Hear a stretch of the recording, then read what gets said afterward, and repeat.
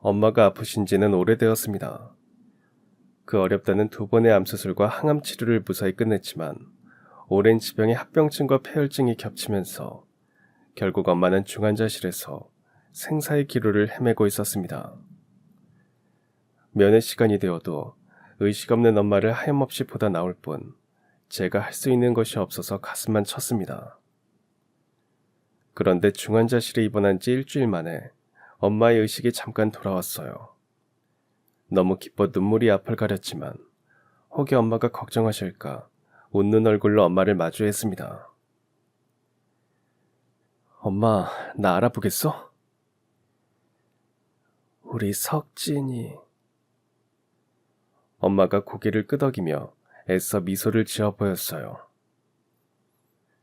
엄마 걱정 마. 내가 엄마 지킬 거니까 아무 생각 말고 그냥 일어나기만 해.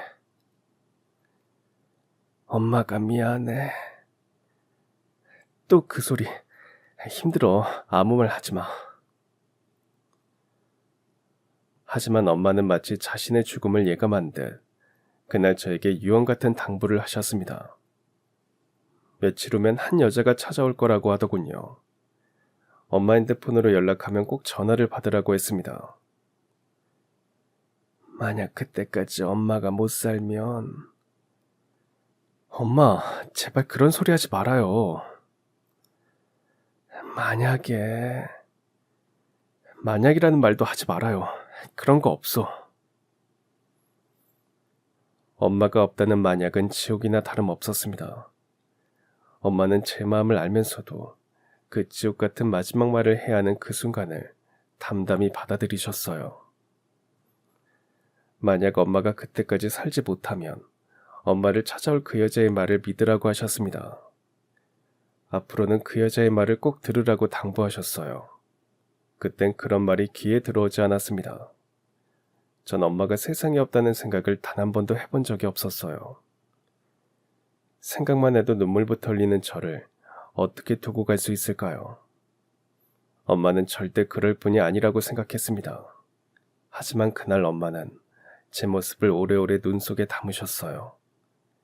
엄마의 눈빛은 슬펐지만 그 손은 여전히 따뜻했습니다. 그리고 다음날 엄마는 조용히 세상을 떠났어요. 마음의 준비를 하고 있었지만 엄마의 사망을 알려주시는 의사의 말을 듣는 순간 눈앞이 캄캄해지고 지금까지 버티고 버텨왔던 모든 것들이 한꺼번에 무너지는 것 같았습니다. 엄마의 장례식을 치르는 동안에도 많이 울었고 곱게 수의를 입으신 우리 엄마 마지막 모습이 너무 고와서 장지로 향하는 내내 눈물이 멈추지 않았습니다. 사실 장례식 첫날에는 정신없이 보냈지만 둘째 날엔 고민하다가 마지막 날에 아버지께 연락을 했습니다. 네가 무슨 낯짝으로 전화를 했어? 어머니가 돌아가셨어요. 그래서 뭐 장례식이라도 오라는 말이냐? 네 엄마하고 내가 왜 이혼을 했는데 벌써 잊었냐? 이 뻔뻔한 자식 같으니. 네 엄마도 나오는 거 원하지 않을 거야. 그리고 다시는 연락하지 마. 아버지의 차갑고 모진 소리에 전 할 말이 없었습니다. 네, 부모님이 이혼하신 이유가 저 때문이 맞습니다. 제가 그렇게 불효자였어요. 그래도 한때는 부부의 연으로 살았으니 엄마 가시는 마지막 길 아버지가 배웅해 주셨으면 했는데 여전히 아버지는 저에 대해 원망이 깊으신 듯 했습니다. 쓸쓸히 엄마 장례를 마치고 텅 빈 집에 오니까 새삼 엄마가 없구나. 이제 정말 혼자구나 실감이 났습니다. 엄마 유품을 정리하면서 아무리 안 우려고 해도 그냥 눈물이 줄줄 흘러서 울다 지쳐 잠이 들고 다시 깨어나면 또 울다 잠이 들었어요. 며칠이 지났는지도 알 수 없었는데 문득 전화벨이 울렸습니다. 엄마 핸드폰이었어요. 잠결에 받았는데 웬 낯선 여자의 목소리였습니다. 혹시 이강희 씨 핸드폰 아닌가요? 문득 엄마의 유언이 떠올랐습니다. 만약 엄마가 죽고 난 뒤 한 여자가 찾아온다면 무조건 그 여자의 말을 들으라고 했던가요? 도대체 누구길래 엄마는 그런 말을 마지막까지 유언으로 당부했는지. 여자와 만나기로 약속을 정하고 약속 장소로 향하는 내내 가슴이 묘하게 떨리고 긴장이 됐습니다. 조금 일찍 약속 장소에 도착해서 기다리는데 여기 또 언젠가 엄마와 함께 왔던 기억이 났어요. 엄마는 몸이 차가워서 늘 따뜻한 홍차를 즐겨 드셨습니다. 홍차도 카페인이 있다고 하자 나중에는 레몬차나 유자차를 드셨죠. 엄마는 제 곁에 없는데 모든 순간 모든 곳에 엄마가 있는 것 같아서 마음이 또 심란해졌습니다. 자꾸만 눈물이 쏟아질 것 같아서 눈앞이 흐려지는 그때 누군가가 다가왔어요. 최석진 씨 되십니까? 여자를 쳐다본 순간 전 깜짝 놀랐고 숨이 멎는 듯 했고 그리고 오열하고 말았습니다. 사람들은 자신의 인생 이야기를 하게 되면 보통 어디서부터 시작할까요? 사회 유명인사들은 사람들이 듣고 싶어하는 성공 스토리를 풀어놓겠죠. 인기 많은 연예인들은 처음 어떻게 연예인이 되었는지 그 비하인드 스토리를 얘기하고요. 평범한 사람들은 가족 이야기를 하나요? 아니면 학창시절 얘기? 그럼 저처럼 고아들은 어떻게 버려졌는지, 왜 고아원에 가게 되었는지 말해야 할까요? 대학을 졸업하고 취직을 하기 위해서 서류를 접수하는데 자기소개서를 적어야 했습니다. 전 한참 고민했어요. 저를 소개한다는 것이 저의 어디서부터를 소개해야 맞는 건지 모르겠더군요. 그래서 전 솔직하고 담담하게 썼습니다. 전 입양하였습니다. 소개서의 첫 문장은 그랬어요. 친부모님에 대한 기억은 전혀 없습니다. 다행히도 친부모님에 대해 잘 알고 계셨던 양어머니에게 늘 들어서 전 마치 친부모님 손에 자랐다고 착각할 정도로 많은 기억을 가지고 있었어요. 그건 양어머니의 배려였고 전 결코 버려진 아이가 아니라는 것을 알려주시려 했던 진심이었습니다. 친부모님은 새로 이사갈 집을 보고 오시는 길에 교통사고를 당하셨습니다. 두 분 다 열심히 일을 하셨고 드디어 집을 장만하셨답니다. 아이가 태어나면 햇빛 잘 드는 집에서 햇살처럼 눈부시고 찬란하게 잘 키워보자고 약속하시며 저의 태명은 햇살로 지으셨대요. 집을 보러 간 곳은 대단지 아파트였는데 완공된 곳도 있었고 아직 짓는 곳도 있었답니다. 신도시 아파트 단지라 제대로 도로가 잘 정비되지 않아 불편했고 여전히 트럭들이 자재들을 싣고 위험하게 질주했지만 그래도 친부모님은 우리의 보금자리를 마련했다는 뿌듯함을 안고 집을 둘러본 뒤 막 큰 도로로 나오던 길이었습니다. 공사 현장에서 급하게 나오던 트럭이 무게중심을 이기지 못한 채 쓰러지면서 바로 옆에 서 있던 친부모님 차를 그대로 밀어버렸대요. 너무 끔찍해서 경찰들도 구급대원들도 손이 다 떨릴 정도였다는데 어머니는 마지막 순간까지 만삭의 배를 꼭 안고 버티고 있었답니다. 구급대원들은 어머니의 숨이 아직 희미하게 남아있다는 것을 알고 급히 병원으로 옮겼고 대기하고 있던 의료진들은 서둘러 응급수술에 들어갔습니다. 아이는 무사히 태어났지만 끝내 어머니는 눈을 감으셨대요. 그 아이가 바로 저였어요. 그때 친어머니는 간호사셨는데 마침 그 병원이 어머니가 일하던 곳이었고 양어머니는 절친이자 동료 간호사였습니다. 신도시 공사 현장에서 불의의 사고로 죽은 어느 부부의 이야기는 신문에도 나왔는데 그 소식을 접한 사람들은 만삭의 아내가 마지막까지 아이를 지켰다는 사실에 다들 눈시울을 붉혔답니다. 하지만 친부모님 두 분 다 부모님이 돌아가시고 안 계셨고 형제도 없어서 장례식은 쓸쓸했습니다. 동료나 친구들이 돌아가면서 장례식장을 지켰지만 다들 태어난 아이는 어떻게 하냐고 걱정들을 했대요. 양어머니는 뜻하지 않은 절친의 죽음과 남겨진 아이를 보면서 참 많이 울었답니다.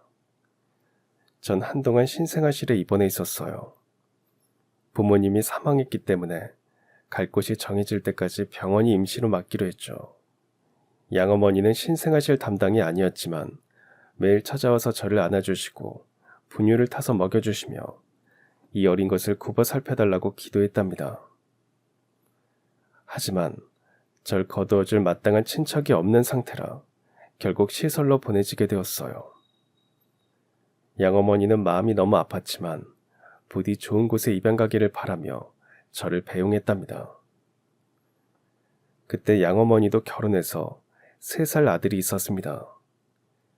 설령 양어머니가 결혼을 하지 않았다고 해도 저를 입양한다는 건 쉬운 일이 아니었을 거예요. 시설에 보내진 저는 적당한 입양자가 나타나지 않았고 3살 때 어느 고아원으로 다시 갔습니다. 거기까지도 전 기억이 없어요. 양어머니께서 말씀해 주셔서 그랬구나 막연하게 생각할 뿐입니다. 양어머니는 간간히 제 소식을 듣고 있었답니다.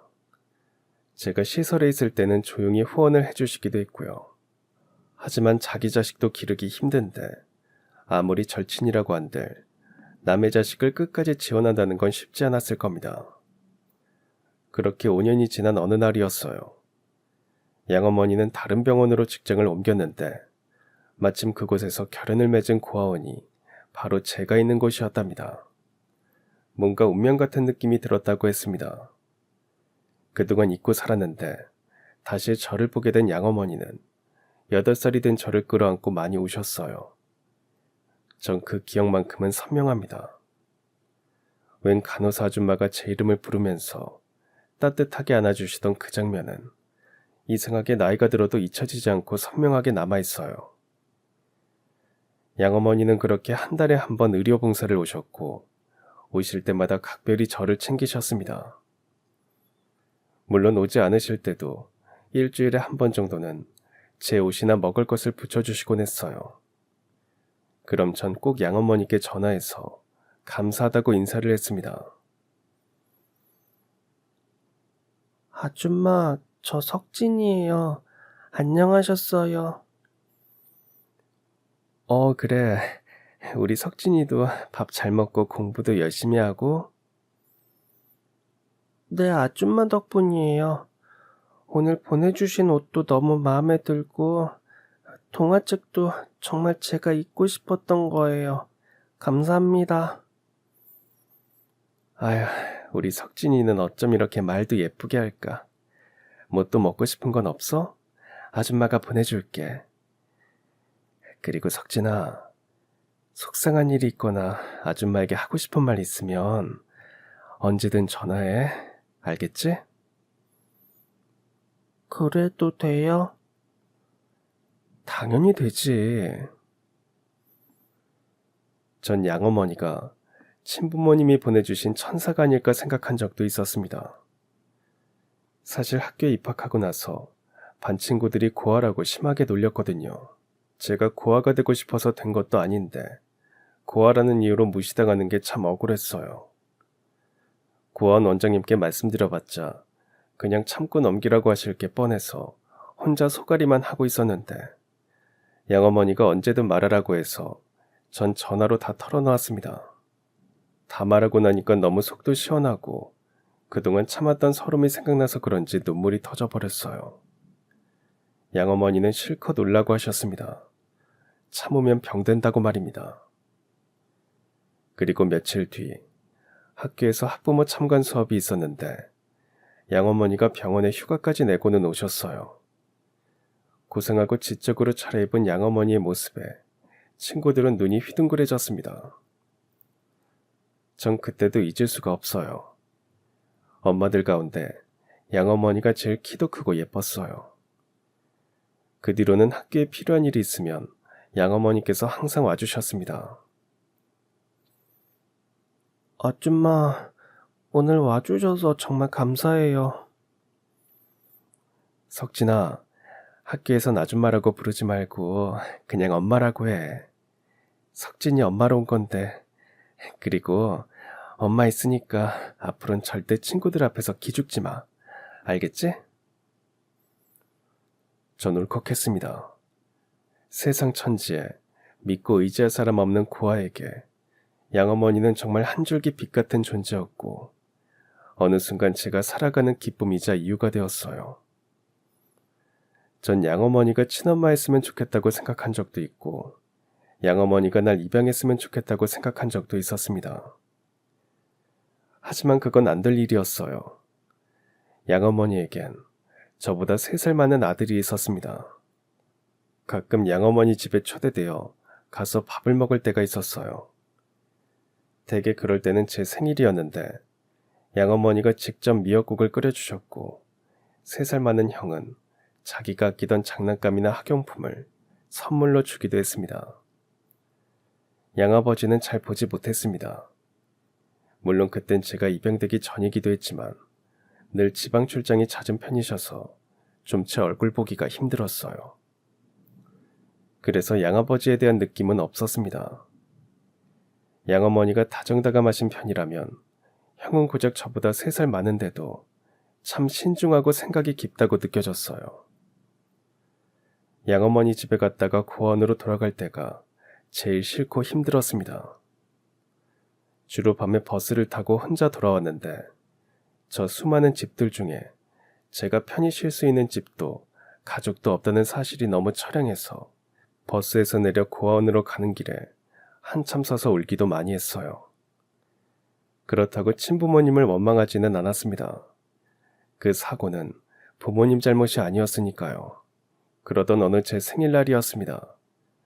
보통은 양어머니 집에 가서 케이크도 자르고 미역국도 먹고 그랬는데 그날은 백화점에 가서 생일 선물로 옷과 신발을 사주시겠다고 했습니다.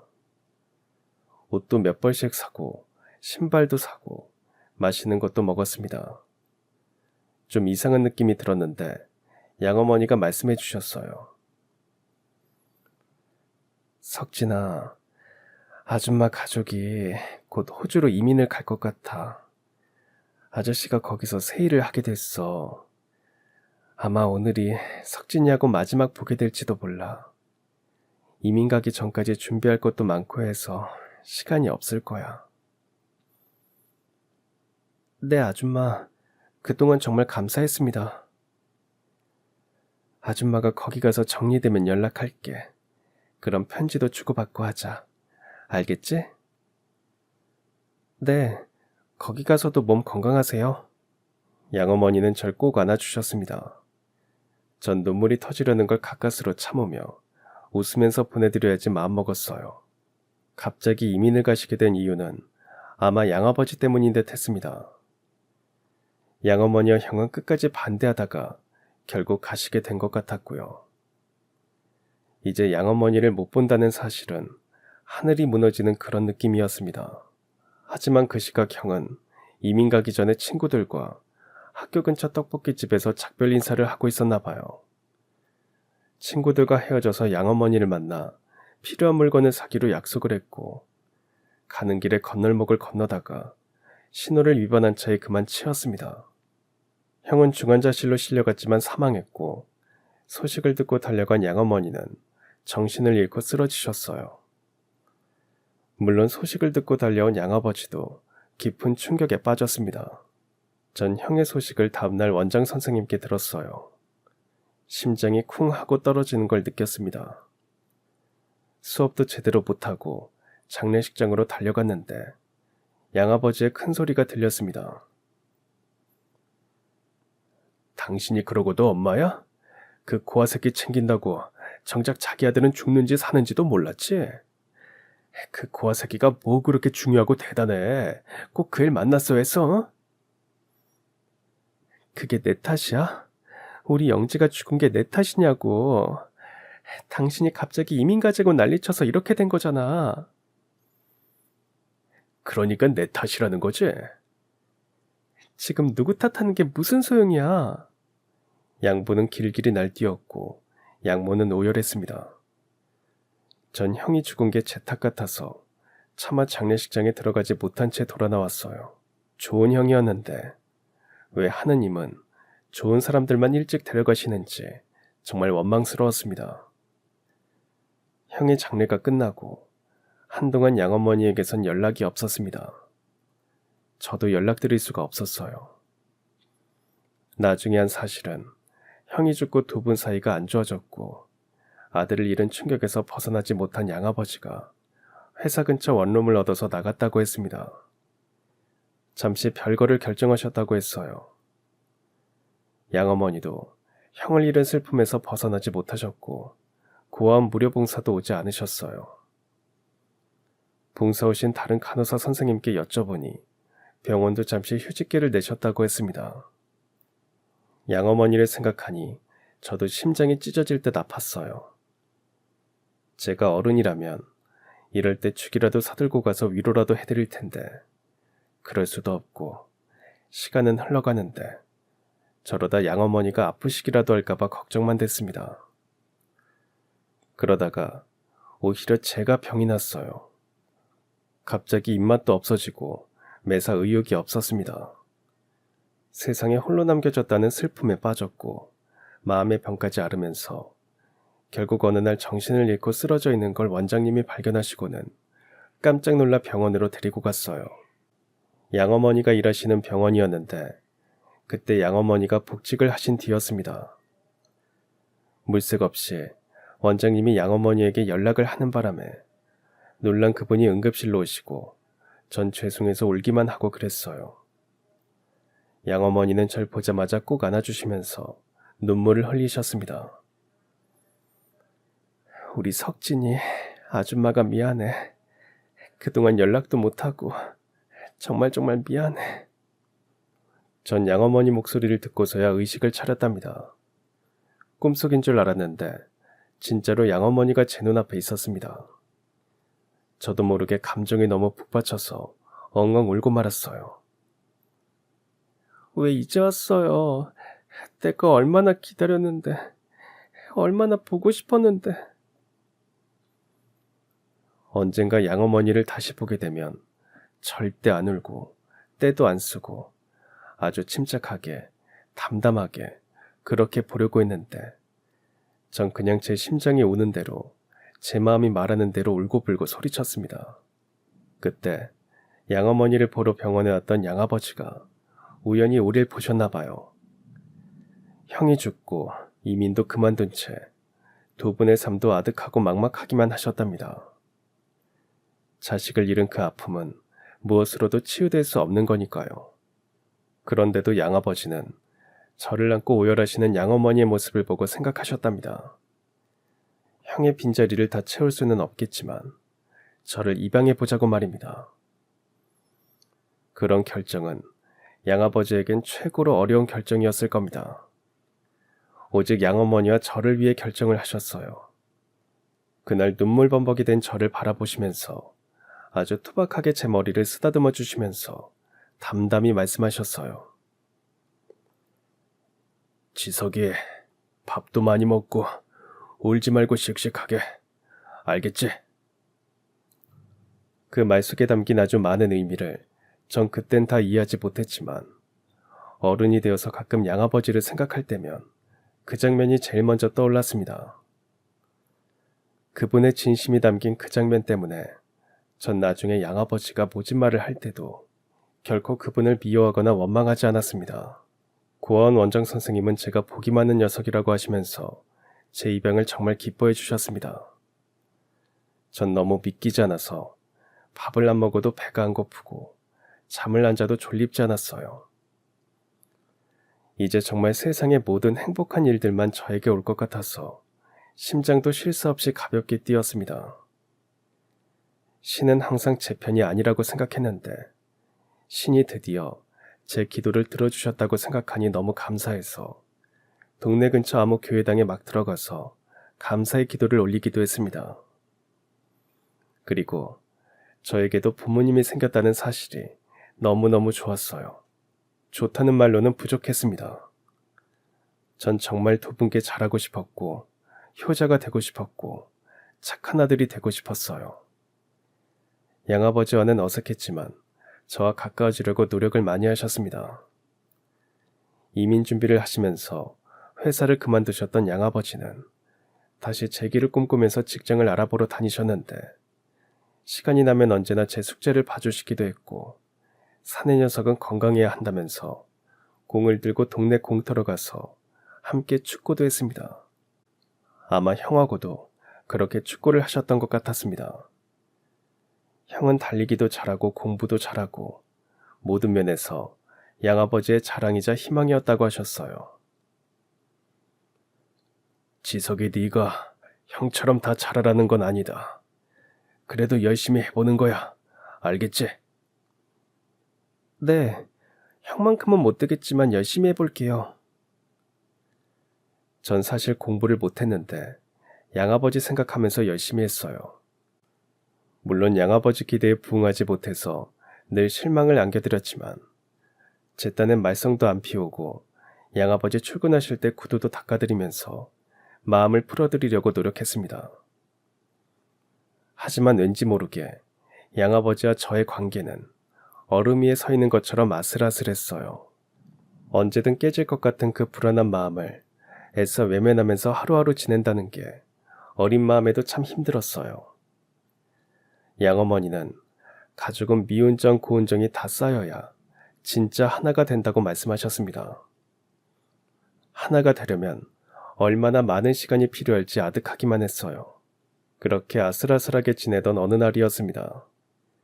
양아버지는 마지막까지 형의 물건을 고이 간직하고 있었는데 제가 형의 장난감을 가지고 놀다가 그만 부러뜨렸어요. 양아버지는 불같이 화를 내며 제 뺨을 때렸습니다. 당신 미쳤어요? 그런 일로 애를 왜 때려요? 이 자식이 장난감 가지고 놀다가 일부러 망가뜨렸어. 일부러 그랬어. 아니에요, 아버지. 아니에요. 잘못했어요. 당신 정말 왜 이래요? 이제 그만 좀 해요. 떠난 애는 그만 보내주자고요. 뭐? 그만 보내줘? 어떻게 보내? 이 가슴에 묻었는데 어떻게 보내? 당신은 그게 돼?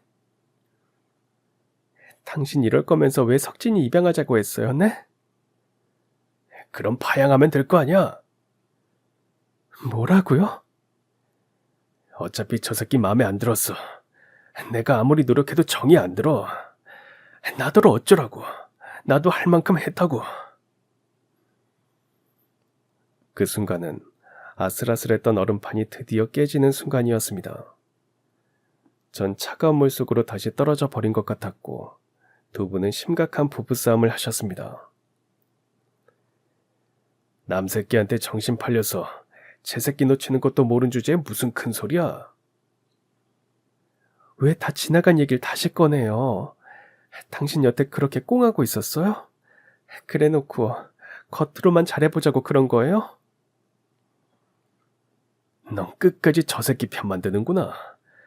됐다, 그만하자, 그만해. 나도 더는 못하겠다. 너 설마 저 자식 친모는 아니지? 나 몰래 애 낳고는 고아원에 숨겨두었다가 입양한 거 아니지? 제 친부모님에 대해서 다 알면서도 양아버지는 억지를 썼고 급기야 양어머니는 거품까지 물고 넘어가서 119가 오고 한바탕 소동이 벌어졌습니다. 양어머니가 깨어나는 걸 보고 전 집을 나왔습니다. 저 때문에 두 분이 다투시는 것도 싫었고 양어머니가 상처를 받는 건 더더욱 싫었어요. 모두 나 때문이니까 나만 없어지면 될 거라고 생각했습니다. 그게 파양당하거나 쫓겨나는 것보다 낫다고 생각했고요. 이제 겨우 8살 꼬마 아이가 갈 데가 어디 있다고 그랬는지 지금 생각해도 모르겠습니다. 그 아들은 본능적으로 그런 불안이 있나 봐요. 이미 버려졌거나 혼자 되었으니까 언제든 버려지고 혼자가 될 수 있다는 그런 불안 말입니다. 막상 집을 나왔지만 집 주변만 헤맸어요. 지금쯤 제가 없어진 걸 아신 양부모님이 걱정하면서 저를 찾으러 왔으면 좋겠다고 생각하면서 말입니다. 결국 제가 없어진 걸 안 양어머니는 경찰에 신고를 한 뒤 온 동네를 찾아다녔고 저는 어딘지 알 수 없는 길에서 울다가 웬 아줌마가 경찰서에 데려다 주었습니다. 곧 양어머니가 소식을 듣고 달려왔어요. 너 도대체 어딜 갔었어? 엄마가 얼마나 놀랐는 줄 알아? 왜 갑자기 이래? 너까지 이러면 엄마 어쩌라고? 그때 양어머니는 처음으로 저에게 화를 내시면서 등짝을 때리셨어요. 너 정말 엄마한테 맞아볼 거야? 죄송해요, 엄마. 저 잘못했으니까 벌 받을게요. 그러니까 나 버리지 말아요. 양어머니는 그 말에 가슴이 무너지는 듯 울음을 터뜨리셨고 저도 같이 울었고 지켜보던 경찰분들도 눈시울을 붉히셨습니다. 참 고단한 하루였어요. 전 집으로 오자마자 그대로 뻗어 잠이 들었습니다. 잠결에 누군가 제 머리를 쓰다듬으며 울먹이는 것 같아 살짝 실눈을 뜨고 봤더니 양어머니셨어요. 가만히 미안하다고 말씀하시는데 눈물이 터질 것 같은데도 억지로 자는 척하느라 정말 혼이 났습니다. 우리 어머니는 그런 분이셨어요. 자신이 잘못한 것도 없는데 항상 자신이 먼저 잘못했다고 말하고 이해하려 하고 용서하시는 분이셨습니다. 하지만 아버지와는 그게 잘 안 되셨나 봐요. 아버지는 아주 극단적으로 저를 파양하지 않으면 이혼하자고 하셨답니다. 양어머니가 저 때문에 불행해지시는 건 제가 원하는 게 아니었어요. 전 양아버지께 매달려 보기로 했습니다. 아버지, 제가 다 잘못했습니다. 그러니까 엄마하고 헤어지지 마세요. 어린 놈이 뭘 안다고 어른들 일에 참견이야? 다 저 때문인 거 알아요. 제가 더 잘할게요, 아버지. 이제부턴 아버지가 하라는 것만 할게요. 절대 형 물건에 손도 안 대고 무조건 1등을 하고 하면 할게요. 다 할게요. 그러니까 제발 엄마와 헤어지지 마세요. 네 엄마가 그러게 시켰니? 저리 꺼져, 귀찮아. 양아버지는 차갑게 절 뿌리치고 나갔습니다.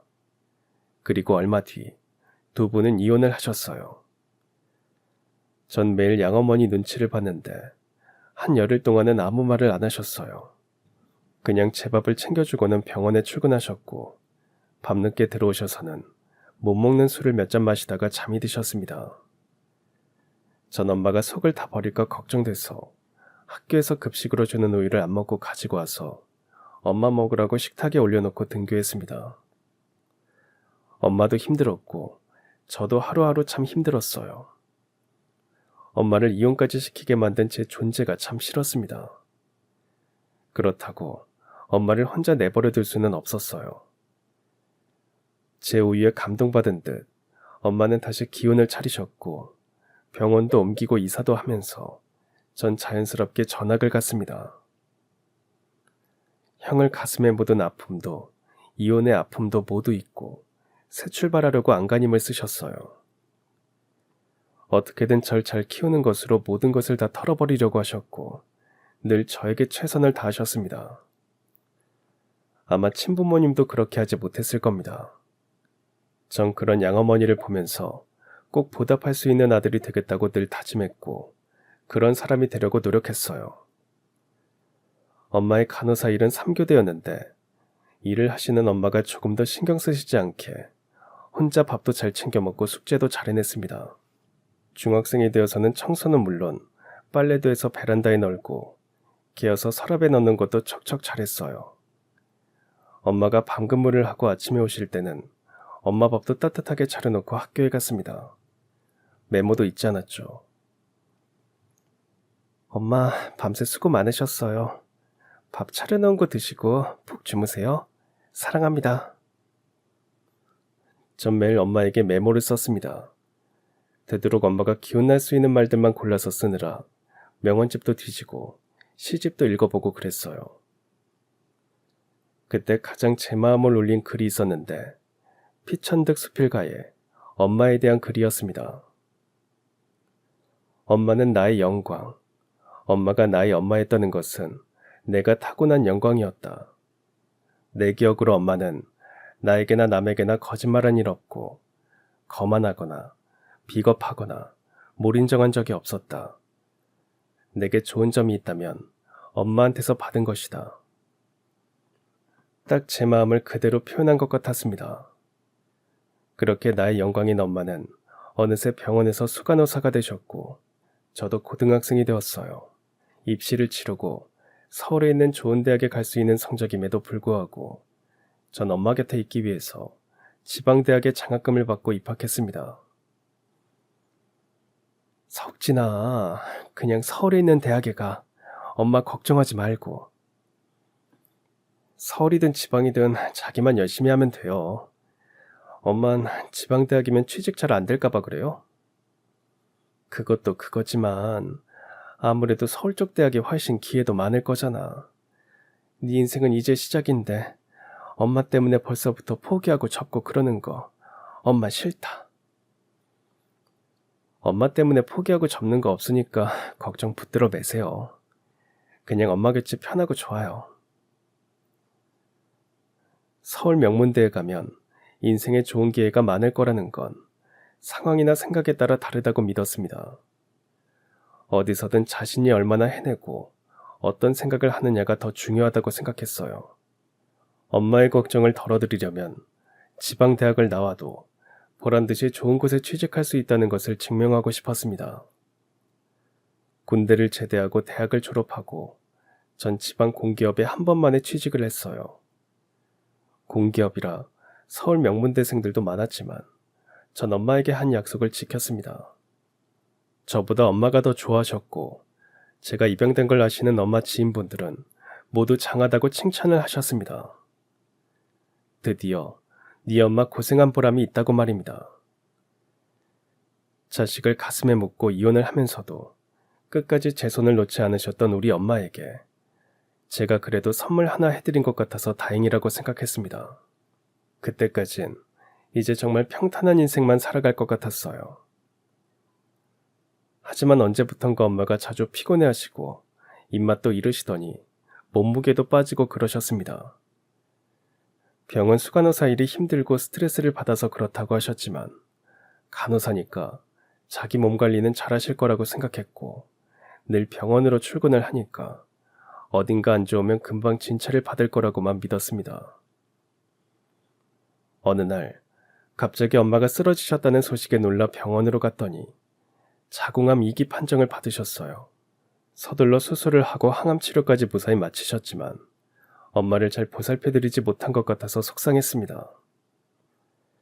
그때부터 일주일에 한 번은 무슨 일이 있어도 시간을 내서 엄마와 자전거를 타러 가기도 하고 등산도 다니면서 체력을 키웠어요. 제가 이것저것 다 알아보고 엄마에게 맞는 식단도 연구하고 먹으면 좋은 음식이나 재료도 주문해서 요리를 해드리려고 한식조리사 자격증까지 땄습니다. 주위에서는 회사에는 등한시하는 마마보이라고 소문이 날 정도였습니다. 그러거나 말거나 내 엄마는 내가 지켜야 하니까 신경 안 썼어요. 하지만 그런 제 노력에도 불구하고 2년 뒤 엄마는 유방암 판정을 받으셨습니다. 자궁암 때는 자궁을 드러냈는데 유방암 역시 한쪽 유방을 절제해야 한다는 겁니다. 엄마도 여잔데 얼마나 힘드실까 생각하니까 가슴이 미어졌어요. 다 제가 잘 챙겨드리지 못한 것 같아서 한탄스러웠습니다. 왜 자책하고 그래. 네가 엄마한테 얼마나 잘했는지는 하늘이 알고 땅도 알고 엄마 병원 간호사들이 다 아는데. 그래도 엄만 평생 저 때문에 마음고생 많이 하셨는데 엄마 아프신 거 다 저 때문 같아요. 그런 소리 하지 말어. 그리고 수술하면 사는데 지장도 없는데 왜 네가 더 난리야. 엄마 아무렇지 않아. 걱정 마. 엄마는 다시 수술을 했고 독한 항암 치료를 받으셨어요. 이번엔 회사에 휴직계를 내고 엄마 간병을 했습니다. 회사 동료들은 엄마 챙기느라 승진에서도 밀려나고 인사고과도 안 좋다고 유난 좀 그만 떨라고 했어요. 물론 절 생각해서 걱정해주는 사람들도 있었지만 비꼬는 사람들도 있었습니다. 그들 눈에는 제가 유난을 떠는 걸로 보일 수도 있어요. 그들은 고아인 적도 없었고 입양이 된 적도 없으며 세상에 의지할 곳 없이 홀로 된다는 그 공포를 모르니까요. 그 공포의 지옥에서 절 구해주신 분이 엄마인데 엄마는 절 위해서 모든 걸 거셨는데 제가 이러는 건 유난 떠는 축에도 끼지 못할 겁니다. 저도 엄마를 위해서 모든 것을 다 걸고 싶었고 제가 해드릴 수 있는 모든 것을 다 해드리고 싶었어요. 승진을 못하고 인사고과가 나쁘면 뭐 어때요? 그런 것들이 엄마를 지키는 것만큼 중요한 건 아니라고 생각했습니다. 다행히 제 정성과 기도 덕분이었는지 엄마는 회복되셨어요. 전 당장 병원 일을 그만두시게 했습니다. 이제 편안히 쉬시면서 좋은 것만 보고 가고 싶은 곳에 가시고 하고 싶은 것만 하셨으면 좋겠다고 말씀드렸어요. 엄마가 아들 덕분에 호강한다. 내 평생 집에서 이렇게 아무것도 안 하고 지내기는 처음이다.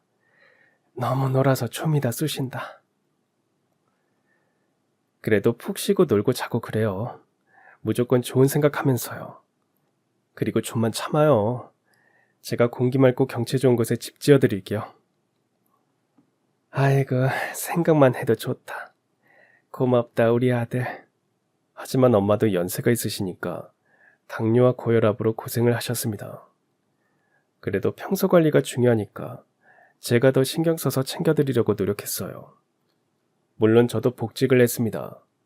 엄마를 간호하느라 2년을 보낸 탓에 이미 입사 동기들은 다 과장급으로 승진을 했는데 저만 대리로 일을 했어요. 저보다 나이 어린 과장도 있어서 눈치가 보였지만 전 단 한 번도 엄마를 위한 제 선택에 후회한 적 없습니다. 다만 엄마의 걱정은 오직 제 결혼이었어요. 제발 연애도 하고 결혼도 하라고 성하셨습니다. 엄마 친구들은 손주 자랑하는데 부럽다고 하시는 겁니다. 제가 결혼 안 하고 엄마 속썩이는 것도 스트레스가 되니까 일단 소개팅을 했습니다. 호감을 느낀 여자도 있었고 결혼까지 생각한 여자도 있었지만 결혼하면 엄마를 모시고 살겠다고 하니까 다들 이별을 고했어요.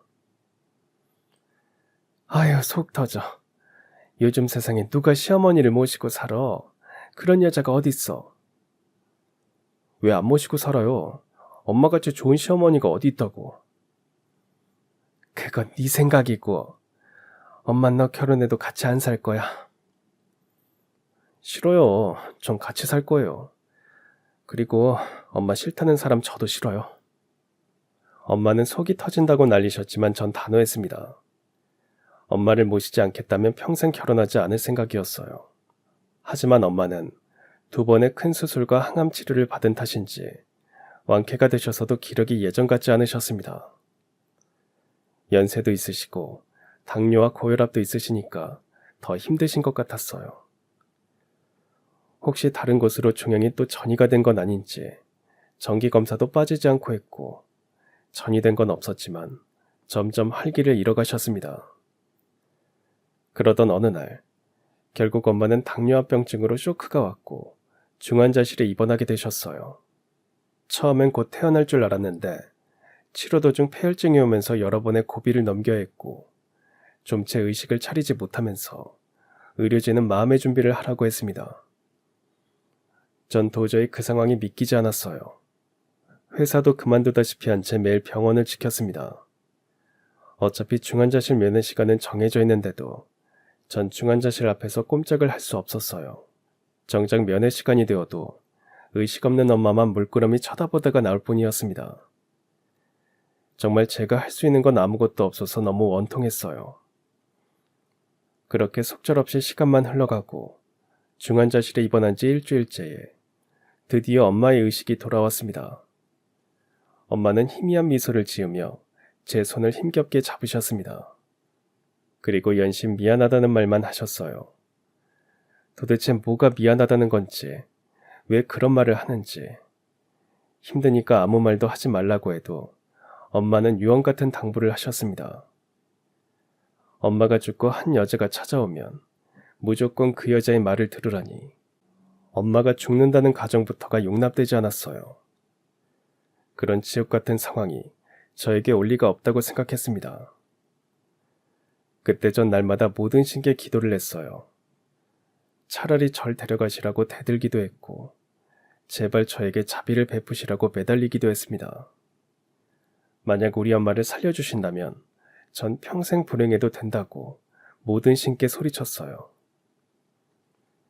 하지만 신은 엄마를 데려가셨습니다. 신은 항상 제게 소중한 사람들을 빨리 데려가셨어요. 친부모님도, 형도, 엄마도. 엄마 없는 삶은 단 한 번도 상상조차 해보지 않았는데 전 혼자서 엄마의 장례식장에 앉아 울기만 했습니다. 너무 울어서 장례식을 어떻게 치렀는지 기억도 없어요.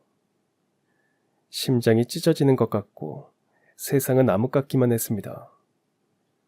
3일째 되던 날, 망설이고 망설이다 양아버지에게 전화를 했지만 이미 끊어진 인연이라고 차갑게 말했습니다. 다시는 연락하지 말라고 하셨죠. 언젠가 엄마를 통해서 양아버지가 재혼을 했고 아들을 낳았다는 소식을 들었습니다. 그때 방으로 들어가 조용히 울던 엄마의 모습이 떠올라 또 가슴이 미어졌어요. 엄마의 장례를 마치고 전 맥을 놓아버리고 말았습니다. 사는 게 의미가 없게 느껴졌어요. 그냥 지쳐 잠이 들고 깨어나 다시 잠이 들었습니다. 자도 자도 졸립기만 했어요. 꿈에서라도 엄마를 볼 수 있을까? 전 계속 꿈속을 헤맨 것 같았어요. 그렇게 며칠 뒤 한 통의 전화를 받았습니다. 엄마를 찾는 여자였고 엄마가 말한 그 여자였습니다. 엄마가 죽고 난 뒤 찾아오는 그 여자의 말을 들으라고 했는데 도대체 무슨 말을 들어야 하는 건지 전 긴장을 누르며 약속 장소로 나갔습니다. 여자를 기다리는 동안 엄마를 만나고 살아냈던 모든 순간들이 주마등처럼 스쳐 지나갔어요. 많이 울고 웃었고 많이 행복했던 순간들이 오롯이 남았다는 생각에 이제 더는 울지 말자고 생각했습니다. 나약한 모습만 보이면 엄마도 많이 속상해하실 것 같았죠. 겨우 마음을 추스르는데 문득 한 여자가 다가왔습니다. 그 여자를 본 순간 전 말문이 막혔고 심장이 무섭도록 뛰었어요. 그 여자는 저와 너무도 닮은 모습이었습니다. 마치 거울을 보는 것 같았어요. 제가 너무 당황해하니까 여자는 이미 모든 것을 다 알고 있다는 듯 자기소개를 했습니다. 안녕하세요. 최석진 씨? 전 미국에서 온 정유라라고 합니다. 정유라. 그 여자는 제가 몰랐던, 그러니까 양어머니가 저에게 말해주지 않았던 제 출생의 비밀을 털어놓았습니다. 사실 만삭의 친어머니는 사고를 당한 그날 수술을 했고 일란성 남녀 쌍둥이를 낳았답니다. 두 아이는 한동안 신생아실에 있었는데 특히 여자아이는 2kg도 안 되게 태어나서 인큐베이터 속에 있었답니다. 친부모는 죽었고 두 아이를 맡을 친척은 없었기 때문에 저는 먼저 시설로 옮겨졌지만 여자아이는 여전히 인큐베이터 속에서 지냈죠. 그런데 우연히 그 병원에서 불임 진단을 받고 가던 부부가 여자아이의 안타까운 소식을 듣게 되었습니다. 부부는 고민 끝에 여자아이를 입양하기로 결정했대요. 그때 부부는 미국 이민을 준비 중이었는데 석 달 뒤 건강하게 태어난 여자아이는 부부와 함께 미국으로 떠났답니다. 그때 양어머니는 가끔 신생아실에 들려서 여자아이를 돌보기도 하셨고 아이가 미국으로 간 뒤에도 부부와 연락하면서 소식을 간간히 들었답니다. 여자아이가 잘 자라고 있다는 것에 안도하면서 고아원에서 지내게 된 제 소식에 안쓰러워하면서 말입니다. 양어머니는 쌍둥이 여동생에 비해 입양되지 못한 저를 어떻게든 후원하고 싶어서 지원을 했고 생일이면 집에 데려와서 미역국도 끓여주시고 학교 일에도 참석하시면서 가능한 엄마의 정을 느끼게 해주고 싶었답니다. 아마 형의 죽음이 아니었다면 어쩜 전 입양하지 않았을 수도 있을 겁니다. 운명처럼 양어머니는 절 입양하셨고 저 때문에 이혼을 하셨지만 열심히 최선을 다해서 키워내셨어요. 그리고 언젠가 제가 어른이 되면 일란성 쌍둥이 여동생이 있다는 사실을 알려줄 생각이었답니다. 너무 어려서 그런 사실을 알면 충격을 받을 수도 있다는 염려를 하셨던 거죠. 그렇게 여동생 양부모님과도 다 연락하면서 두 아이가 성인이 되면 사실을 밝히고 서로 왕래할 수 있게 하자고 약속도 했답니다. 하지만 양어머니가 암으로 몇 년씩 수술과 항암 치료를 거듭 받으시면서 여동생 양부모님과 소식이 끊어졌대요. 그때 여동생과 양부모님은 원래 살던 보스턴에서 캘리포니아주로 이사를 가게 되었답니다. 양아버지 직장 때문에 옮기게 되었는데 그 과정에서 서로 연락이 끊어졌던 거죠. 나중에 어머니가 미국 이민사회에 양부모와 여동생의 소식을 수소문하면서 다시 연락이 되었답니다. 그 무렵에는 여동생과 양부모는 미국 생활을 접고 곧 한국으로 돌아올 준비를 하고 있었대요. 한국에 오면 만나기로 약속했지만 어머니는 다시 지병으로 쓰러지셨고 중환자실에 입원하셨던 거고요. 어머니는 마지막 순간까지 혼자 남게 될 저만 생각하셨어요. 저의 유일한 핏줄인 여동생을 꼭 만날 수 있도록 아마 하늘에서도 지켜보고 계실 거라고 생각하니 또 눈물이 터졌습니다. 제가 오니까 여동생이 가만히 절 안아주었어요. 품이 참 따뜻했습니다. 오빠, 난 오빠 만나는 날을 늘 그리워했어. 그래서 난 무척 기뻐. 여동생은 오랜 미국 생활을 했지만 그런대로 한국말을 잘하는 편이었습니다. 유라야, 오빠 찾아줘서 고마워. 오빠 만나서 기쁘다고 말해줘서 정말 고마워. 전 그렇게 30년 만에 출생의 비밀을 알게 되었고 쌍둥이 여동생을 만났습니다. 우리 어머니가 여동생 양어머니에게 그런 말을 하셨답니다. 저를 입양한 것이 당신 인생에서 가장 잘한 일이고 가장 행복한 일이었다고 말입니다. 엄마, 저도 엄마의 아들로 살 수 있어서 가장 행복했고 가장 좋았습니다. 유라와 함께 양어머니 납골당에 가서 인사도 하고 친부모님 산소에 가서 인사도 드렸습니다. 얼굴 한번 본 적도 없는 친부모님이지만 왠지 두 분이 우리를 지켜주고 있었다는 느낌이 들어서 울컥했어요.